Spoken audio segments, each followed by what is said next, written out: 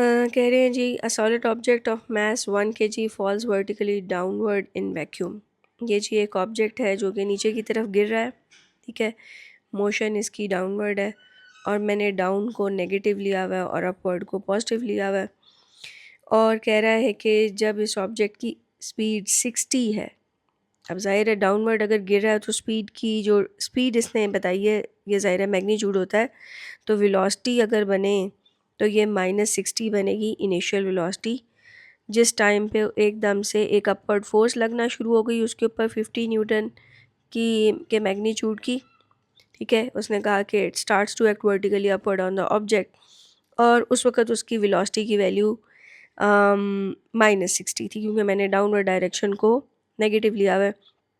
तो यहाँ इसने स्पीड लिखा हुआ है तो ये मैग्नीट्यूड होगा, लेकिन मैं नेगेटिव साइन के साथ इसलिए ले रही हूँ कि मैं वेलोसिटी ले रही हूँ, ठीक है जी।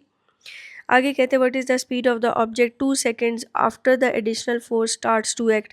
तो 2 सेकेंड के बाद जब फोर्स लगने लगी, यानी फोर्स के लगने के 2 सेकेंड के बाद आपने उसकी वेलोसिटी निकालनी है, बल्कि स्पीड ही निकालनी है उसने आपने, यानी फ़ाइनल स्पीड निकालनी है। तो मैं तो निकालूंगी पहले फ़ाइनल वेलोसिटी और जाहिर सी बात है कि उसका मैग्नीट्यूड जो है वो खुद ब खुद मैं ले लूँगी। मैं भी आपको बताती हूँ कैसे।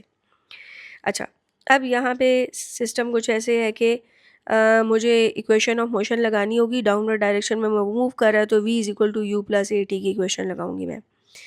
तो मुझे फाइनल वेलोसिटी पता चल सकती है, टाइम मुझे पता है 2 सेकेंड और इनिशियल वेलोसिटी गिवन है -60 प्लस एक्सेलरेशन जो है वो मेन मसला है, उसको निकालना पड़ेगा क्योंकि फ्री फॉल का केस नहीं है, क्योंकि अपवर्ड डायरेक्शन में भी एक फोर्स लग रही है और टाइम आ गया 2। तो किसी तरह अगर मुझे ये एक्सेलरेशन पता चल गई तो मेरा मसला हल हो जाएगा। मतलब मेरे पास वेलोसिटी आ जाएगी, फाइनल वेलोसिटी 2 सेकेंड्स के बाद की। बट इशू ये है कि अगर वेलोसिटी आ भी जाती है, यानी फाइनल वेलोसिटी आ जाती है, तो बेसिकली वो फाइनल स्पीड के इक्वल होगी। सिर्फ साइन जो है वो हमें बता रहा होगा कि डायरेक्शन कौन सी है उसकी, खुद ब खुद पता चल जाएगा हमें। तो चलें जी, सबसे पहले रिजल्टेंट फ़ोर्स निकाल लेते हैं। रिजल्टेंट फ़ोर्स जो है वो क्या होगी, अगर मैं जिस डायरेक्शन की मोशन है उसकी फ़ोर्स को पहले लिख लेती हूँ, लेकिन नेगेटिव साइन के साथ लिखना पड़ेगा क्योंकि डाउनवर्ड को मैंने नेगेटिव लिया हुआ है और अपवर्ड फ़ोर्स आपकी एफ़ आ जाएगी।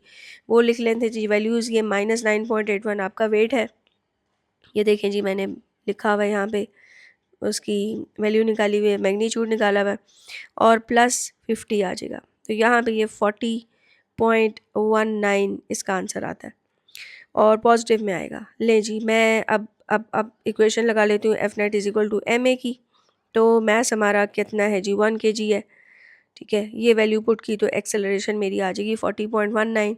उसको इधर पुट कर लेते हैं, -60 + 40.19 × 2।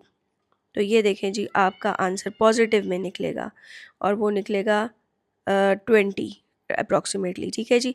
अब मसला ये है कि ये मैग्नीट्यूड जो है इसका 20 है, लेकिन डायरेक्शन क्या होगी आपकी वेलोसिटी की, अपवर्ड होगी। यानी जब ये वाली फोर्स इस पे लगने लगेगी तो आपकी बॉल जो पहले डाउनवर्ड मूव कर रही थी, 2 सेकेंड के बाद जो भी उसकी वेलोसिटी है वो अपवर्ड डायरेक्शन में बनेगी, यानी वो फिर ऊपर जाने लगेगी। लेकिन मैग्नीट्यूड की अगर बात की जाए तो वो 20 होगा और डायरेक्शन उसकी अपवर्ड होगी क्योंकि आपकी वेलोसिटी की वैल्यू पॉजिटिव निकली है।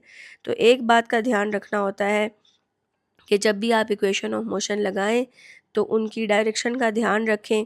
और इम्पॉर्टेंट चीज़ ये है कि अगर आपने यहाँ पे -60 ना लगाया होता तो आपका आंसर गलत आ जाना था, फिर आपका आंसर ये आ रहा होता।